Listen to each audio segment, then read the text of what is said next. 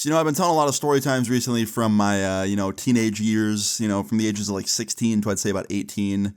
And I thought, you know what, it's time to change it up a bit. I have a story time from a couple of years ago that I have not talked about yet, and it's a good one. And it's one that I've been holding on to just because I know it's a good one. And I think it's time I stop holding on to it and give it to you guys. So I hope you enjoy this. Leave a like on the video if you do. Let's get into it. So, throughout the years on this channel, I've talked about the dark web and my experiences with it. I've used it before, not for anything insane, you know what I mean? Like, I usually just went on there to check it out, or there were a couple times where I, bought some devil's lettuce on there, but, I never, used it for insane purposes like some people do. I see these documentaries on the daily of people, going on there and, getting crazy amounts of, illegal stuff and, things like that, and, I never used it for that purpose because I'm not a psycho, but, I have seen videos about it, and the dark web always kind of creeped me out.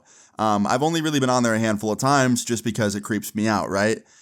Well, the thing about the dark web, not only is it a marketplace for bad things, but it's also a database for bad things. Like, people will use it to post information about people and shit like that. For example, I know people that have been doxxed and put on the dark web. And the shitty thing about the dark web is when something goes on it, it's pretty hard to get it down. Near impossible, I would say. I think really the only two ways you're getting something off the dark web is if the feds get rid of it or if the person that originally posted it gets rid of it. And I had never had my information/docs posted on there because, well, one, I was just really lucky because everyone that had ever gotten my address, like creepy hackers and stuff like that, they were just nice enough to not put it up there. But yeah, I knew a handful of people that weren't so lucky and they got their info posted on there and it never really came down. So I was always hoping that that would never happen to me. Anyway, this all starts off like a normal day.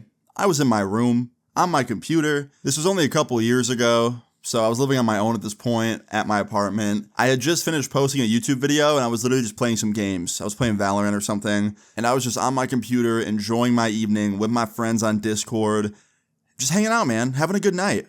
When all of a sudden, I get a knock on my door. And I'm like, what the fuck? And I look over the balcony and I see this random man at my door looking around. He has his hood up. He looks really sketchy. And I'll tell you right now, I didn't order anything. I didn't order any food. I didn't order any packages. It was too late for the packages to even be showing up at this point. So I knew that this dude was at my door for one of two reasons. One, he's someone that is just there to sell me something, like a telemarketer on foot basically, being like, hey man, do you have a second to hear about this? Or two, it's a weirdo from the internet. And number two seemed very unlikely because I was in a new apartment. My address had not been leaked in a very long time. I had not been doxxed or anything. So I thought that option was very unlikely, but I still did not want to go down there and chance it by answering the door. I didn't want to go see who it was because, like I said, it could, be anything. And I didn't want to deal with a salesman or a stalker. So I just said, fuck it, I'm not answering the door. So I turned off my lights and I just stood at my desk just waiting for him to leave. And finally, after about, a minute or two of him knocking on the door and ringing the doorbell, he finally just left. He walked away. And I was pretty creeped out, I can't lie. I sat back down at my desk, I put my headset on, and I was like, yo, the weirdest thing just happened. This guy just showed up to my house. He took a while to leave. I don't know who it is. And all my friends were like, damn, bro, I don't know how you deal with that. That's mad weird. And I was just like, yeah, kinda is. Well, hopefully it doesn't come back. And they were like, yeah, man, we hope so too. And after this, I just went back to playing, the game with my friends. And then about, an hour or so goes by, and sure enough, man, another knock on my front door. And this time, I knew who it was going to be. It was going to be that guy again. I looked over my balcony. Sure enough, it's that guy again.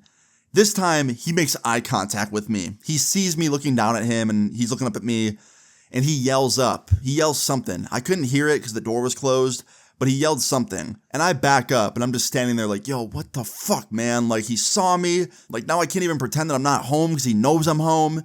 And at this point, I had three choices. Number one, try and ignore him until he goes away. Number two, call the cops and try and get them to handle it. Or number three, go down there and answer the door, which was definitely the most dangerous and most stupid idea.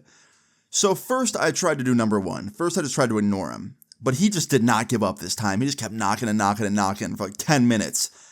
So me being stupid and not really using my brain, I was like, you know what? I'm just going to go answer the door. Fuck it. So I go downstairs.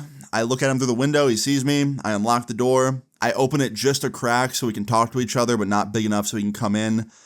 And I was like, what's up, man? What do you need? And he takes his hood down, and now it's a lot easier to see his face. And he looks like he's about, I don't know, like early 20s maybe. And he goes, hey man, is your name Austin? And when he said this, I knew. I knew that he knew me from the internet somewhere.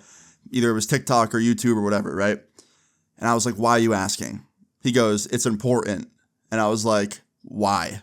And he goes, okay, I'm just going to assume it's you based on your voice. You sound like him. I'm not here to like scare you or hurt you or whatever you think it is.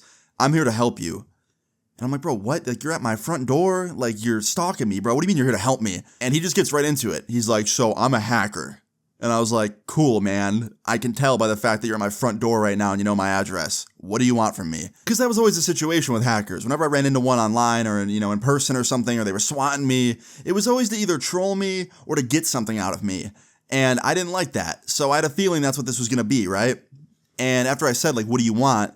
He's like, no, I don't want anything. I'm just here to like help you out. He's like, so I spend a lot of time on the internet, right? Specifically, the darker parts of the internet. I'm sure you know what I'm talking about. I was like, I'm assuming you mean the dark web. He's like, yeah, you know. I was like, okay, what about it? He's like, I found your address on there. And when he said this, bro, my heart sank into my stomach. Because like I said earlier, getting something down on there is fucking so hard. Like almost impossible. And I was like, bro, are you fucking with me right now? And he goes, I'll show you what I mean. Drop my phone. Anyway, this dude tells me to follow him to his car on the street so he can show me what he means. And honestly, right then and there, I should have just closed the door, not trusted him. But my dumbass, for some reason, listened, and I followed him to his car.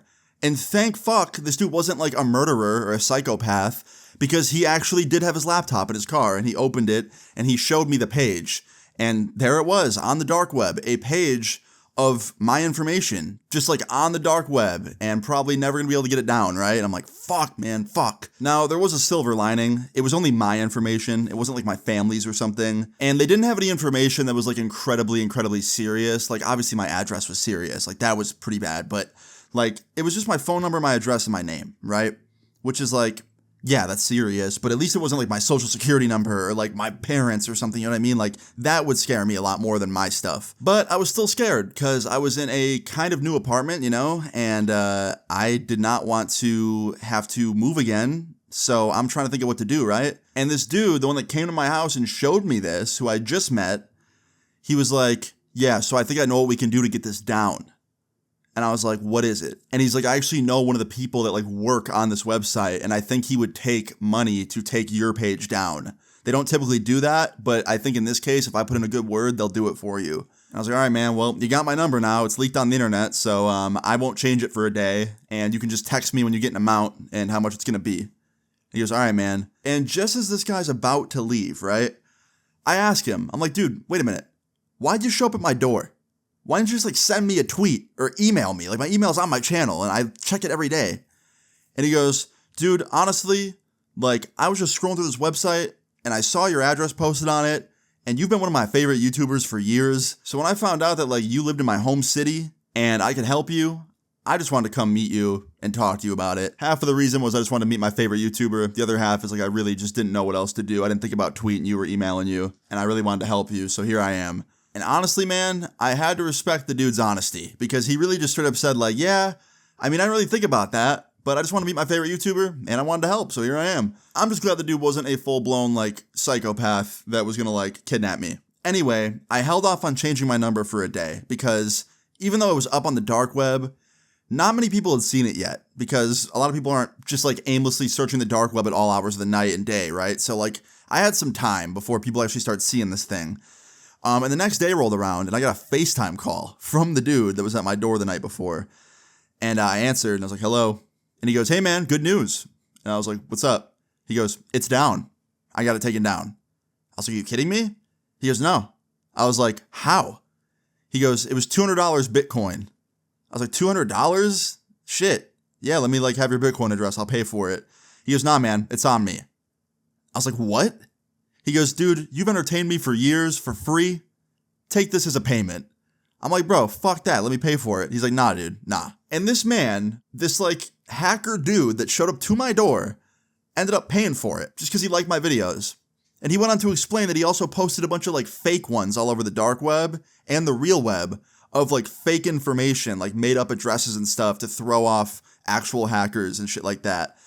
So the dude was just like a top shelf individual. I'm not gonna lie, I still think showing up to my house was obviously a line crossed, but at least he like made up for it by being an absolute legend, right? And yeah, man, he ended up actually like checking for me every couple months to make sure it didn't go back up. And he's been like my protective hacker bodyguard ever since. He's the shit, man. The story time actually has a pretty happy ending because me and him actually ended up becoming friends. Like I gave him my new number because he literally was like looking out for me and shit. It was just so cool.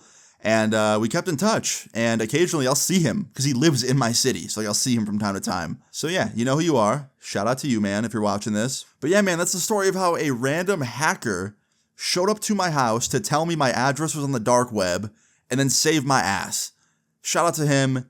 Yeah, one of the rare good hacker story times on this channel. But yeah, guys, that's the end of the story time. I hope you enjoyed it. If you did, please leave a like on the video. I'd really appreciate it. Feel free to leave your story times in the comments down below, and subscribe if you're new. I will see you guys later. Peace.